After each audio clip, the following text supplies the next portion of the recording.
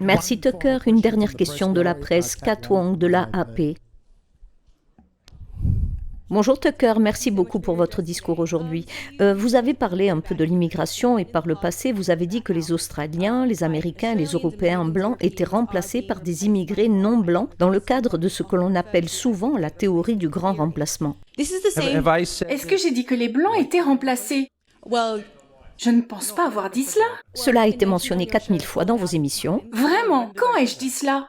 J'ai dit que les blancs étaient remplacés? Vous l'avez déjà dit. Vraiment? Je vous mets au défi de trouver cette citation, car je suis presque sûre que je n'ai jamais dit cela. J'ai dit que les Américains de souche étaient remplacés, y compris Les Américains Noirs. de souche? Les Américains de souche. Des Américains qui, comme les Noirs américains, les Afro-Américains et leurs familles, sont aux États-Unis dans de nombreux cas depuis plus de 400 ans. Et leurs préoccupations sont tout aussi réelles, valables et vivantes à mes yeux que celles des Blancs dont les familles sont là depuis 400 ans. Je n'ai donc jamais dit que les Blancs étaient remplacés. Mais pas une seule fois, vous ne pouvez pas dire ça. C'est la première fois que l'on se voit, et lorsqu'une relation commence par un mensonge, c'est difficile d'être amis.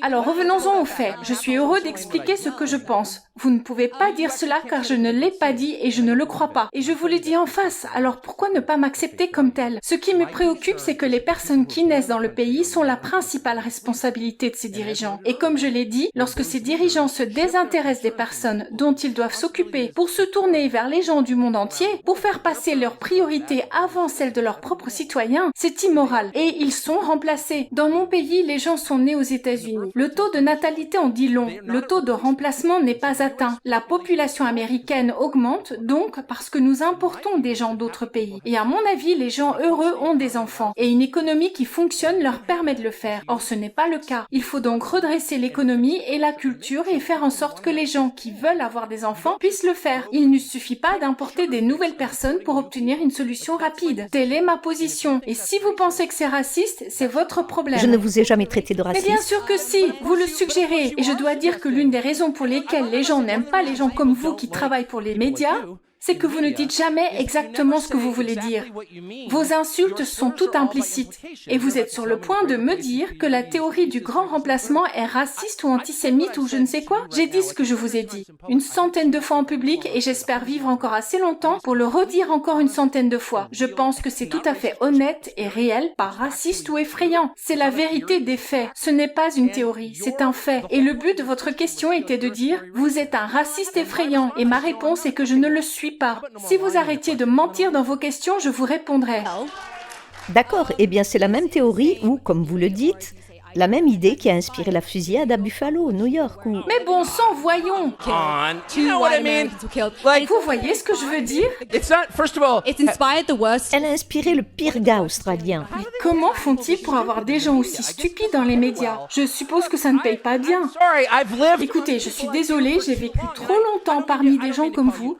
Et je ne voulais pas vous traiter de stupide, mais peut-être que vous faites semblant de l'être. Je suis totalement contre la violence. Je suis totalement opposée à la guerre en Ukraine, par exemple, que vous soutenez sans aucun doute, comme tous les libéraux consciencieux. Vous soutenez plus de carnage. Eh bien, pas moi. Je déteste les fusillades de masse. Mais qu'est-ce que cela signifie d'inspirer quelque chose? Mon point de vue n'est pas sectaire à l'égard de quelque groupe que ce soit, mais honnête et factuel. Ce n'est pas de la haine, c'est de la réalité. Et mes opinions découlent de ma profonde inquiétude pour les Américains. Les Américains n'ont pas d'enfants parce qu'ils n'en ont pas les moyens et personne ne s'en préoccupe. Ça, c'est ma position. Cela n'inspire pas des fusillades de masse. Comment osez-vous essayer de me lier à un fou qui a assassiné des gens? Comment osez-vous?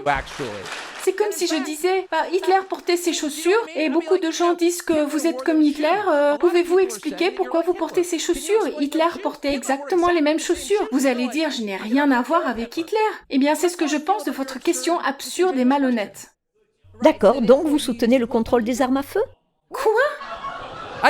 Je ne pensais pas que cela pouvait être plus stupide, mais si vous l'avez fait. Non, je ne suis pas favorable au désarmement des personnes respectueuses de la loi. Elles doivent pouvoir se défendre. Donc le gouvernement a le monopole de la violence? Non, je ne pense pas comme cela. Tout d'abord, dans mon pays, c'est illégal, comme vous le savez. Mais en outre, cela devrait être illégal dans tous les pays. Une personne souveraine a le droit de se défendre et de défendre sa famille. Point. Cela dit, je suis totalement opposée à l'idée de faire du mal à qui que ce soit, Êtes-vous préoccupé par la guerre en Ukraine et les innombrables innocents qui y sont assassinés chaque jour? J'en doute. Probablement Poutine, il est mauvais. Je suis chrétien, je déteste la violence, je déteste les fusillades de masse. J'ai des armes à la maison et souvent sur moi. Je suis aux États-Unis et je suis fière de le dire parce que je veux me défendre et défendre ceux que j'aime contre la violence. C'est là l'essentiel. Je ne commets pas de crimes, je ne tire pas sur des inconnus, je défends ceux que j'aime. Et si vous êtes contre cela, je vous demande pourquoi? Pourquoi seriez-vous contre cela? Vous ne pensez donc pas avoir une quelconque responsabilité dans ces crimes de haine?